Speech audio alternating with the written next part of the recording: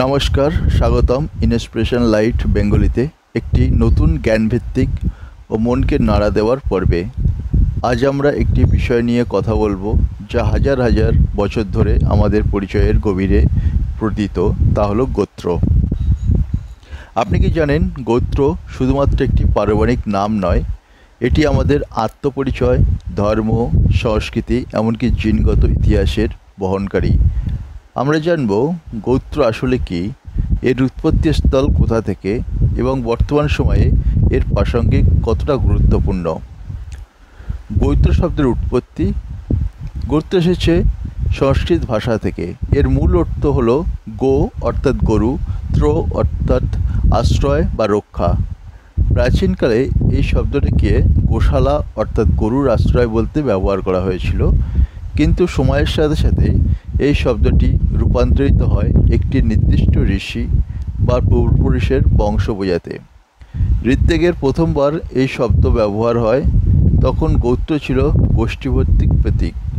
সেখানে প্রতিটি গোষ্ঠী গবাদি পশুদের চিহ্নিত করে আলাদা করত নিজেদের। এটি ছিল এক ধরনের প্রাচীন পরিচয়পত্র। গোত্র ও প্রাচীন ঋষির বংশ। প্রাচীন ভারতের 7জন প্রধান ঋষিকে কেন্দ্র করে গোত্র প্রতিষ্ঠিত হয়।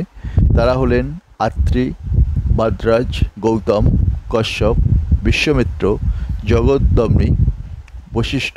পরবর্তী ঋষি অগস্ত্যকে যোগ করে 8 ঋষিদের বংশধরেই বিভিন্ন গোত্রের জন্ম দেন, যেমন কশ্যপ গোত্র, আগস্ত্য গোত্র, ভরদ্বাজ গোত্র, গৌতম গোত্র, কৌশিক গোত্র বা বিশ্বামিত্রের বংশ, শাণ্ডিল্য গোত্র, পরাশয় গোত্র।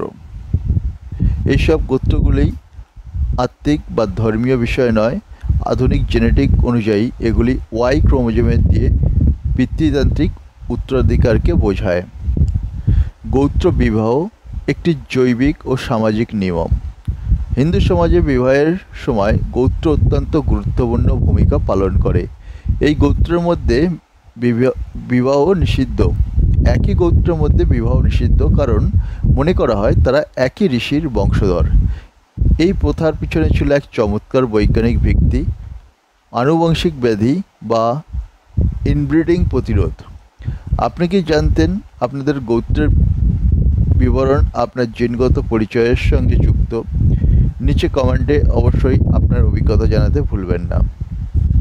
গোত্র ব্যবস্থার মাধ্যমে সমাজের এক ধরনের আত্মিক একত্র তৈরি হয়েছে। এটি মানুষকে স্মরণ করিয়ে দেয় তার পূর্বপুরুষ, সংস্কৃতি ও ধর্মীয় অনুশাসন কী ছিল।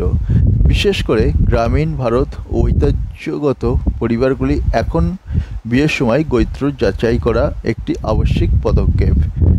মনুস্মৃতি, যজ্ঞ শিষ্য স্মৃতি, এই পুরাণে গোত্রের উল্লেখ আছে, যেখানে স্পষ্টভাবে বলা হয়েছে গোত্রবিহীন বিবাহ অনুচিত। গোত্র পরিবর্তনের আর্থিক রূপান্তরিত চিহ্ন। আপনি কি জানেন, কেউ কারো গুরু হলে সেই শিষ্য তার গুরুর গোত্র গ্রহণ করতে পারেন। একে বলা হয় দত্তক গোত্র। যেমন একজন ব্রাহ্মণ ঋষি কারো পুত্রকে গ্রহণ করেন, সেই পুত্র ঋষির গোত্র গ্রহণ করে। এটি কেবল রক্তের নয়, আত্মিক সম্পর্ক তার প্রমাণ। আপনার পরিবারে এমনকি দত্তক গোত্রের কোনো ইতিহাস আছে? তা আমাদের সঙ্গে শেয়ার করুন। গোত্র শুধু ব্রাহ্মণ সমাজেই নয়, রাজপুত, ক্ষত্রিয়, বৈশ্য, এমনকি উপজাতিদের মধ্যেও পরিচালিত। উদাহরণস্বরূপ, রাজপুতদের মধ্যে সূর্যবংশী, চন্দ্রবংশী গোত্র পরিচালিত, যা রামচন্দ্র ও পাণ্ডবদের বংশ পরম্পরার প্রতীক। জাট, গুরুজাতদের মতো গোষ্ঠীতেও গোত্র অনুযায়ী বিবাহ সিদ্ধান্ত নেওয়া হয়। গোত্র ও বিজ্ঞান ও ওয়াই ক্রোমোজোমের শক্তি। সম্প্রতি গবেষণায় দেখা গেছে, গোত্রের মাধ্যমে ওয়াই ক্রোমোজোমের প্রায় অভিন্ন হয়ে থাকে। এটি প্রমাণ করে গোত্র কেবল রীতি নয়, একটি বৈজ্ঞানিক প্রযুক্তি ও যৌক্তিক পদ্ধতি।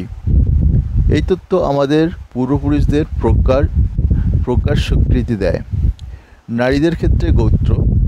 প্রাচীনকালে নারীরা পিতার গোত্র গ্রহণ করতেন, কিন্তু বিবাহের পর তার স্বামীর গোত্রে অনুসরণ করতেন।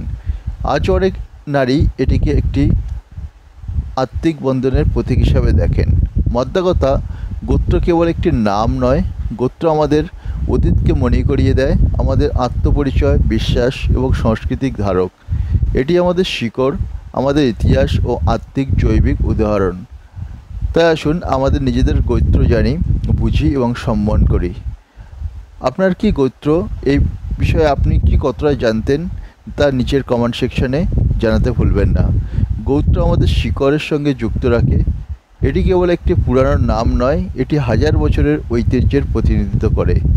যদি এই ভিডিওটি আপনার নতুন কিছু জ্ঞান দেয় তা অবশ্যই লাইক করুন, কমেন্ট করুন এবং আপনাদের বন্ধুদের সঙ্গে শেয়ার করুন।